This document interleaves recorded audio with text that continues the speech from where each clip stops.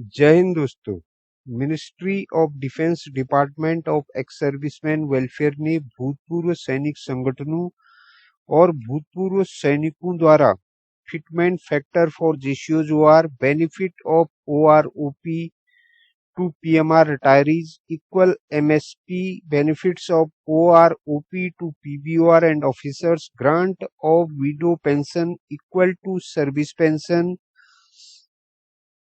Equal disability pension to officers and jawan जैसे अनेक मुद्दों पर उठाए गए सवालों का जवाब देते हुए 20 जुलाई 2023 को एक पत्र जारी किया है।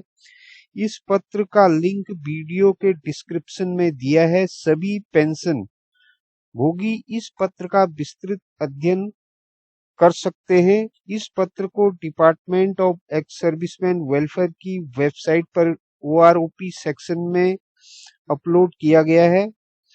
आप वहां से भी इसको डाउनलोड कर सकते हैं। दोस्तों, department of ex serviceman welfare द्वारा पेंशन भोगियों की समस्याओं के कुछ प्रमुख बिंदु हैं, जिनमें कि अपना सबसे पहले है फिटमेंट फैक्टर। फिटमेंट फैक्टर के ऊपर भूतपूर्व सैनिक संगठनों व भूतपूर्व सैनिकों का सवाल था कि जेसीओज ओआर के लिए फिटमेंट फैक्टर 2.57 है, जबकि अधिकारियों के लिए फिटमेंट फैक्टर 2.87 है। इसका department of ex serviceman welfare ने क्या जवाब दिया है, यहाँ पे जानते हैं। उन्होंने बताया है कि 7th सेंट्रल पे कमीशन ने तर्क संगतता सूचकांक यानी इंडेक्स ऑफ रैशनलाइजेशन लागू किया है। पे बैंड 1 से 2, 2 से 3 और 3 के स्तर में इस आधार पर वृद्धि करते हुए पदानुक्रम में प्रत्येक चरण पर भूमिका, जिम्मेदारी और जवाबदेही बढ़ती है।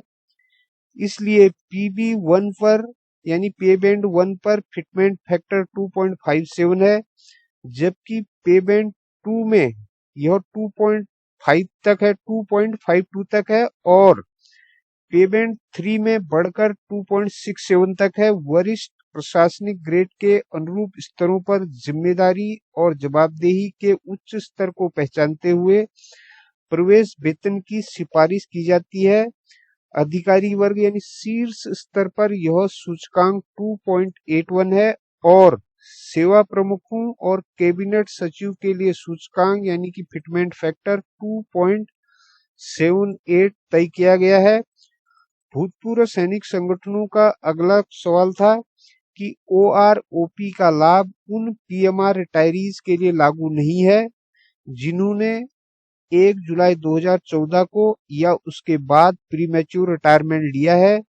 इसके जवाब में department of ex serviceman welfare ने बताया कि ओआरओपी के तहत पेंशन के संशोधन के लिए रक्षा मंत्रालय के पत्र दिनांक 7 नवंबर 2015 और 4 जनवरी 2023 के अनुसार जिन सैन्य कर्मियों ने, चाहे वो एयरफोर्स, नेवी, आर्मी, किसी से भी हो, के नियमों के तहत अपने स्वयं के अनुरोध पर 1 जुलाई 2014 को या उसके बाद सेवानिवृत्त होने का विकल्प चुना है, ऐसे पेंशन भोगी ओआरओपी के हकदार नहीं है।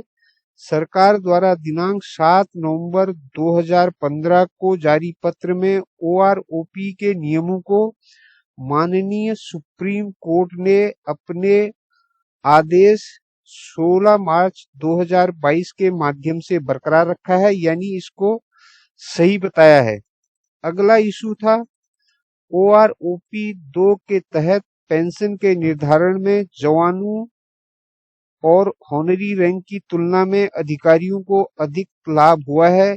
इसका उत्तर देते हुए department of ex serviceman welfare ने बताया है कि ओआरओपी 2 का रिवीजन वर्ष 2018 के सेवानिवृत्त लोगों के लाइव डेटा से एक विशेष योग्यता सेवा रैंक के लिए न्यूनतम पेंशन और अधिकतम पेंशन का औसत है और औसत से अधिक पेंशन प्राप्त करने वालों के लिए पेंशन को संरक्षित किया गया है, यानी उनके पेंशन में किसी प्रकार की कटौती नहीं की गई है। और ये नियम अधिकारियों के साथ साथ जेसीओज और ओआर के लिए समान रूप से लागू किया गया है। सरकार की नीति जो कि दिनांक 7 नवंबर 2015 को रक्षा मंत्रालय के माध्यम से जारी की गई थी और जिसके खिलाफ इंडियन एक्स सर्विसमैन मूवमेंट ने सुप्रीम कोर्ट में याचिका दायर की थी, लेकिन सुप्रीम कोर्ट ने 16 मार्च 2023 के अपने आदेश में रक्षा मंत्रालय द्वारा जारी 7 नवंबर 2015 को जारी नीति को सही बताया है और इसे बरकरार रखा है। अगला जो सवाल था भूतपूर्व सैनिक संगठनों की तरफ से वो ये था कि सेवा पेंशन के समान विधवा पेंशन दिए जाने हेतु अनुरोध यानी request for grant of widow pension equal to service pension. इसके जवाब में department of ex serviceman welfare ने बताया कि मौजूदा नीति यानी वर्तमान पेंशन नियमों के अनुसार साधारण पारिवारिक पेंशन की गणना क्रमशः सामान्य दर और बढ़ी हुई दर पर की जाती है, यानी रिकॉनेबल इमोल्यूमेंट्स का 30% और 50% के रूप में की जाती है। यह नियम अधिकारियों और जवानों के लिए समान रूप से लागू है। वर्तमान में इस नीति में कोई बदलाव नहीं है।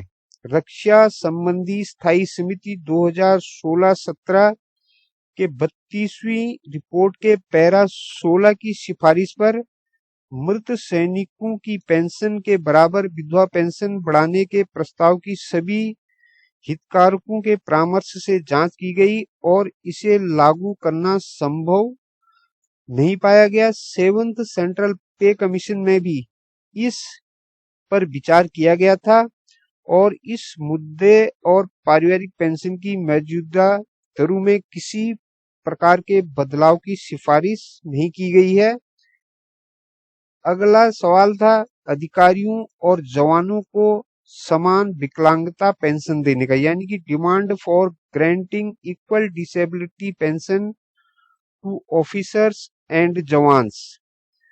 इसका जवाब देते हुए department of ex serviceman welfare ने बताया कि वर्तमान में सभी रैंकों के लिए विकलांगता पेंशन और सेवा तत्व की गणना एक समान दर पर की जाती है।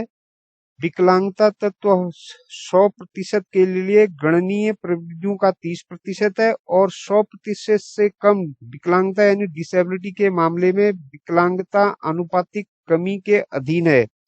सेवा तत्व की गणना रिकॉनेबल इमोल्यूमेंट्स गणनीय परिलब्धियों के 50% पर की जाती है। इस प्रकार 100% विकलांगता के लिए कुल विकलांगता पेंशन सेवा तत्व और विकलांगता तत्व गणना योग्य परिलब्धियों का 80% है और मौजूदा नियम में किसी प्रकार का कोई बदलाव नहीं है। इसके बाद सैनिक संगठनों ने अपना अगला सवाल किया था कि request for grant of service pension to the personal who rendered service less than 15 years and participated in 1965 and 1971 wars, यानी कि 15 वर्ष से कम की सेवा और 1965 और 1971 के युद्ध में भाग लेने वाले भूतपूर्व सैनिकों को सर्विस पेंशन देने का अनुरोध। इसके जवाब में department of ex serviceman welfare ने अपना उत्तर दिया है। वर्तमान पेंशन संबंध नियम के अनुसार सेवा पेंशन अर्जित करने के लिए न्यूनतम योग्यता सेवा कमीशन अधिकारियों के मामले में 20 वर्ष है और अधिकारी रैंक के नीचे के कार्मिकों के लिए 15 वर्ष है। इसके अलावा ऐसा अलग से कोई प्रावधान नहीं है कि जिन सैनिकों ने किसी भी युद्ध या में भाग लिया हो उन्हें सर्विस पेंशन